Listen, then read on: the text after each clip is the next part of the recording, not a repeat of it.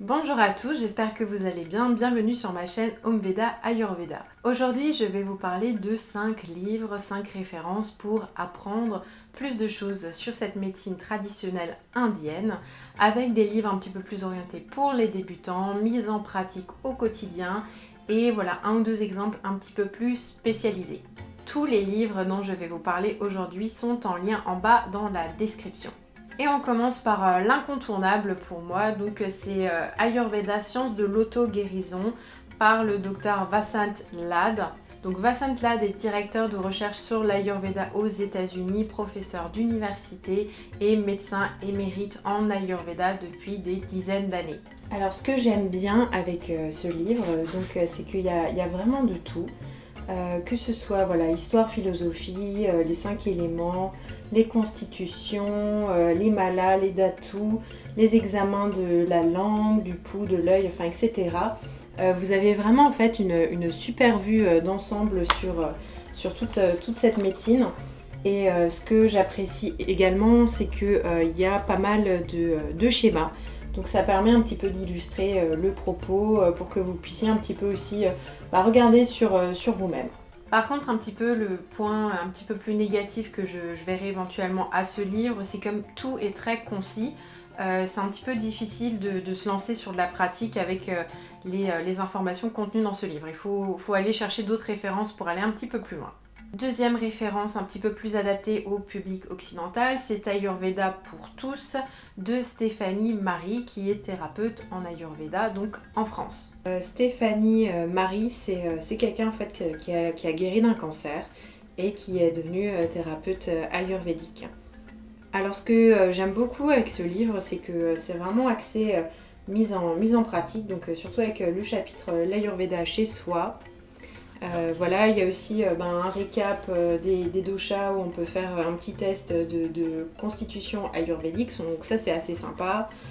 C'est pas mal aussi de suggestions pour la vie de tous les jours, donc c'est assez axé en fait développement personnel, bien-être au quotidien, enfin voilà, et c'est bien illustré, c'est très compréhensible, donc c'est parfait c'est pour les débutants. Si j'étais un petit peu plus réservée sur un point, ce serait le fait que, voilà, pour ceux qui s'y connaissent déjà en Ayurveda sur le système des doshas, etc., il n'y a pas de découverte transcendantale dans ce livre, mais pour les débutants, c'est vraiment un must en tout cas.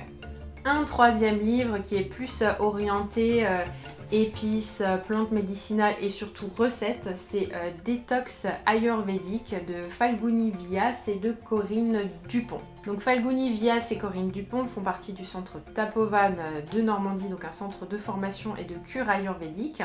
Donc Détox Ayurvédique est vraiment super beau comme livre, très bien illustré également.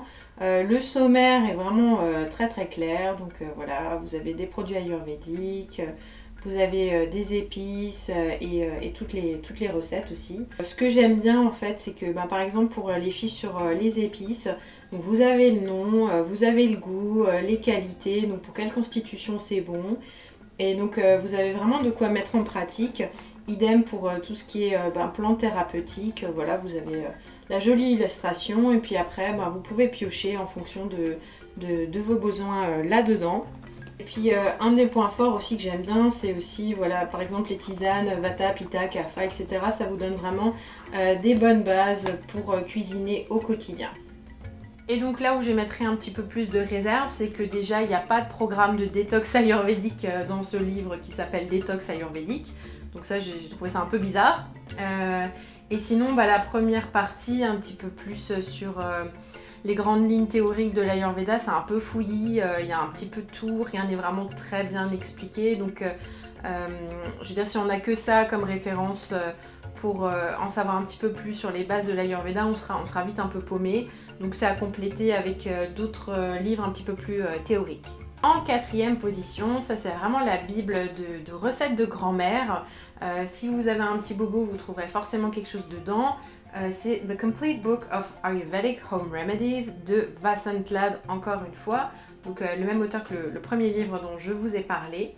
Ce que j'aime bien avec ce livre de Vasant-Lad, c'est qu'il est vraiment focalisé sur maintenir sa santé avec les routines, les techniques énergétiques, le travail aussi sur la conscience et bien sûr les remèdes.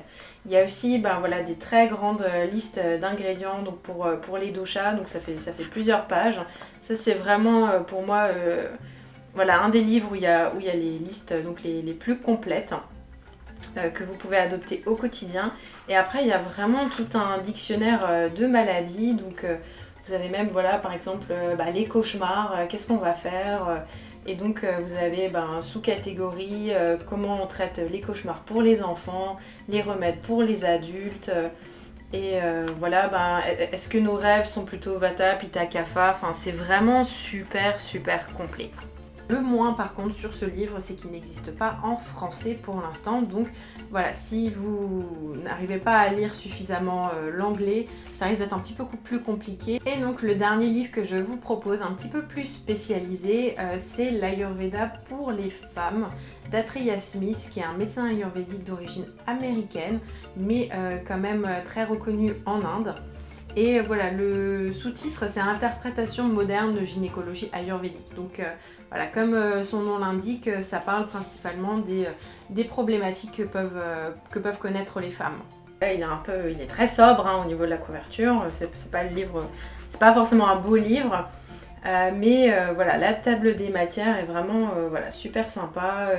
Alors effectivement, une vision beaucoup plus ayurvédique du traitement des problématiques féminines. Et après, vous avez tous les traitements en fait en fonction des affections que vous pouvez avoir. Donc voilà, là par exemple, la vaginite, la préménopause. Puis vous allez avoir beaucoup d'exemples en fait de mélanges de plantes à adapter en fonction de vos doshas. Voilà, ce que j'adore dans ce livre aussi, c'est le glossaire botanique. Donc là, vous avez en fait plusieurs pages de liste de plantes avec voilà, est-ce que c'est chauffant, refroidissant et quel est l'équilibre en fait des doshas que ça va amener. Et donc là, si j'ai un point un petit peu plus négatif, c'est que pour ceux qui ne sont pas déjà vraiment à l'aise avec le système des doshas, des canaux, ce genre de choses, enfin voilà, des tissus, vous risquez d'être franchement paumé avec ce bouquin. Donc voilà, je dirais ok pour les gens qui ont déjà suivi une formation en Ayurveda, sinon c'est pas forcément trop la peine d'aller voir là-dedans. Et voilà, cette vidéo est maintenant terminée. Si elle vous a plu, n'hésitez pas à me laisser un pouce pour me le faire savoir. Si vous avez des questions, n'hésitez pas à me les laisser en commentaire, je me ferai un plaisir d'y répondre. Je vous invite également à partager cette vidéo sur les réseaux sociaux afin de m'aider à me faire connaître. Et je vous invite à vous abonner à ma chaîne Omveda Ayurveda. Si vous voulez également me suivre sur les réseaux sociaux, les liens sont en bas dans la description. Et donc comme je vous disais, tous les liens de tous les livres que j'ai abordés aujourd'hui sont aussi en bas dans la description. Et j'en profite pour faire une petite annonce, ma prochaine vidéo ne sortira peut-être pas lundi mais un petit peu plus tard dans la semaine. Donc pour ceux qui me suivent vraiment assidûment, voilà, ne vous inquiétez pas, c'est tout à fait normal. Je vais partir pendant une semaine. Et voilà, sur ce, je vous souhaite encore une très belle semaine et je vous dis à très bientôt.